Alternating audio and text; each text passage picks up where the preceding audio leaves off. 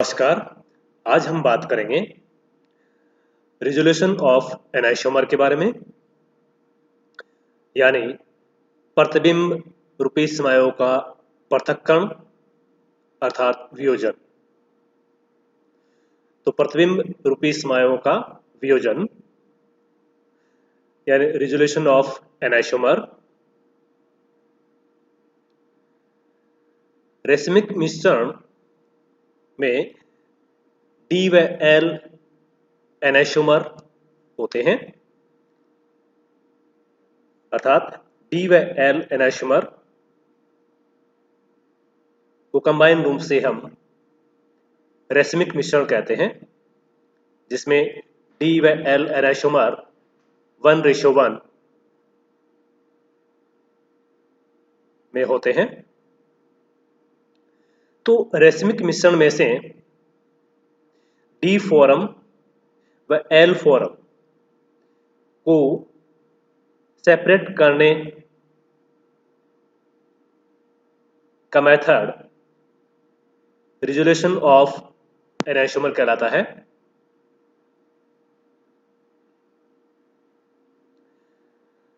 एनाइसोमर के भौतिक व रासायनिक गुण यानी फिजिकल एंड केमिकल करैक्टर समान होते हैं, जिसके कारण इन्हें सामान्य विधियों से पृथक नहीं किया जा सकता। तो एनाइसोमर के फिजिकल व केमिकल करैक्टर सेम होने के कारण इन्हें जनरल जो सेपरेशन मेथड है उनके द्वारा सेपरेट नहीं किया जा सकता। अब समान क्यों होते हैं इनके भौतिक व रासायनिक गुण? क्योंकि एनाइसोमर एक दूसरे के मिरर इमेज होते हैं, दर्पण प्रतिबिंब होते हैं, और इनमें बॉन्ड डिस्टेंस सेम होती है, जिसके कारण इनके भौतिक व रासायनिक गुण भी समान होते हैं। अब सेपरेशन की मेथड के बारे में बात करें तो दो मेथड मुख्य रूप से हैं, जिसमें नंबर 1 जैव रासायनिक विधि यानी बायोकेमिकल मेथड, और नंबर 2 केमिकल मेथड यानी रासायनिक विधि। सबसे पहले हम बात करें बायोकेमिकल मेथड के बारे में, जैव रासायनिक विधि के बारे में। बायोकेमिकल मेथड का मुख्य आधार यानी जो बेसिस है वो ये है कि microorganism like as bacteria, yeast and fungi racemic मिश्रण में से एक फॉर्म को यानी डी फॉर्म या एल फॉर्म में से किसी एक फॉर्म को शीघ्र नष्ट कर देते हैं, फास्टली उसे डिस्ट्रॉय कर देते हैं। तो एक फॉर्म को डिस्ट्रॉय करने के बाद डी और एल में से डी या एल में से किसी एक को डिस्ट्रॉय करने के बाद एक फॉर्म रिमेनिंग रहती है और वो अप्रभावित रहती है, जिसे पृथक कर सकते हैं। तो बायोकेमिकल मेथड का मुख्य बेसिस ये है कि सूक्ष्म जीव like as bacteria, yeast, fungi etcetera को यूज कर रेशमिक मिश्रण में से एक फॉर्म को हटा दिया जाता है, नष्ट कर दिया जाता है, और दूसरी फॉर्म है वो अनअफेक्टेड रहती है, जिसे सेपरेट कर सकते हैं। एक एग्जांपल लेकर हम बात करें कि जैसे DL एमिनो एसिड्स की बात करें, यहाँ पे DL एमिनो एसिड्स, डी और एल फॉर्म दोनों है इसमें। DL एमिनो एसिड्स की रिएक्शन एसिटिल क्लोराइड के साथ ईस्ट के प्रेजेंस में रिएक्शन कराते हैं तो हमारे को प्राप्त होता है DL एसिटिल एमिनो एसिड। इस DL एसिटिल एमिनो एसिड्स की रिएक्शन एमाइलेज एंजाइम के साथ कराने पर डी फॉर्म और एल फॉर्म में सेपरेट हो जाता है, जिसमें एल फॉर्म जो है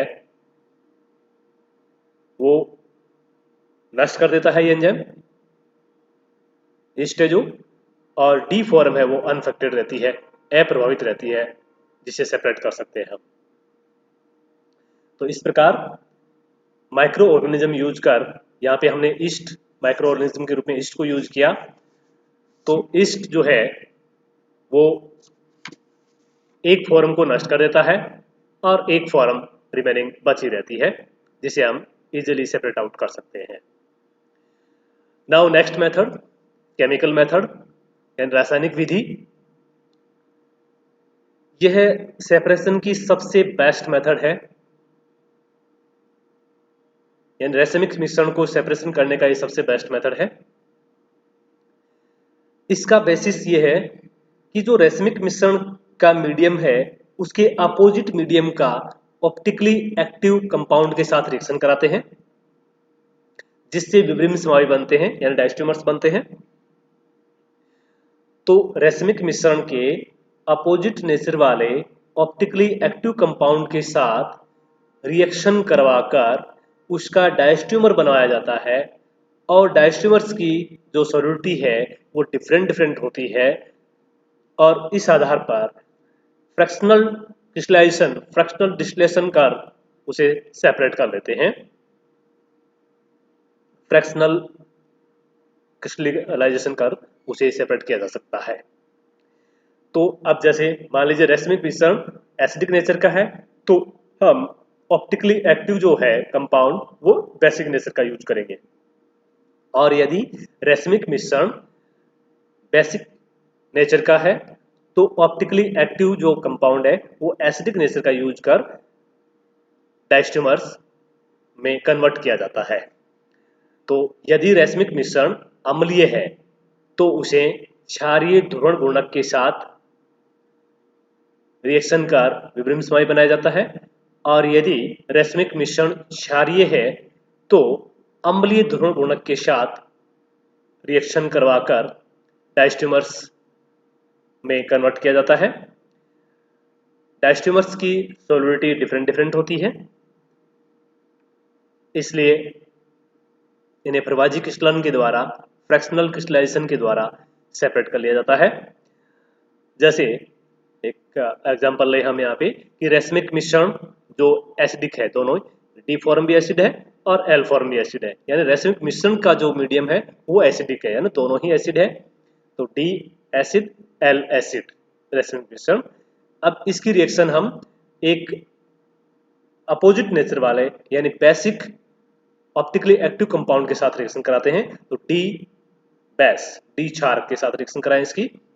तो अब इससे डी एसिड डी क्षारक के साथ रिएक्शन कर डी एसिड डी क्षारक शाल्ट 1 बनाता है, और शाल्ट 2 एल एसिड और डी क्षारक बनता है।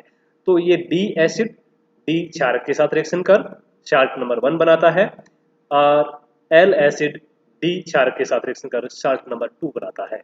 तो दो तरह के शाल्ट बनते हैं। अब इनकी रिएक्शन इनको हाइड्रोलिसिस करा लेते हैं, हाइड्रोलिसिस करा के इनको सेपरेट कर सकते हैं।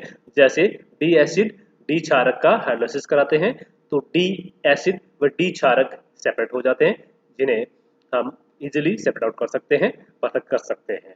इसमें साल्ट बनता है, जैसे यहाँ पे देखा हमने डी एसिड व एल एसिड डी क्षारक ऑप्टिकली एक्टिव कंपाउंड के साथ रिएक्शन कर दो तरह के साल्ट बनाता है। तो साल्ट फॉर्मेशन होता है इसमें, साल्ट नंबर 1 साल्ट नंबर 2, तो इसलिए इसे साल्ट फॉर्मेशन मेथड भी कहते हैं, लवण निर्माण विधि भी कहते हैं। तो इस प्रकार डायस्ट्रोमर्स को हम दो मेथड के द्वारा सेपरेट कर सकते हैं। नॉर्मल मेथड के द्वारा तो हम इनको सेपरेट कर नहीं सकते, क्योंकि इनके फिजिकल कैरेक्टर्स जो हैं वो फिजिकल केमिकल कैरेक्टर्स सेम होते हैं। तो इसलिए इन्हें specific method like as biochemical method, number 2 chemical method, इनके द्वारा सेपरेट किया जाता है। इस बायोकेमिकल मेथड में हम कोई माइक्रो ऑर्गेनिज्म यूज करते हैं जो DL जो रेसिमिक मिक्सचर है उसमें से किसी एक फॉर्म को डिस्ट्रॉय कर देता है और एक फॉर्म रिमेनिंग बची रहती है, जिसे हम इजीली सेपरेट आउट कर सकते हैं।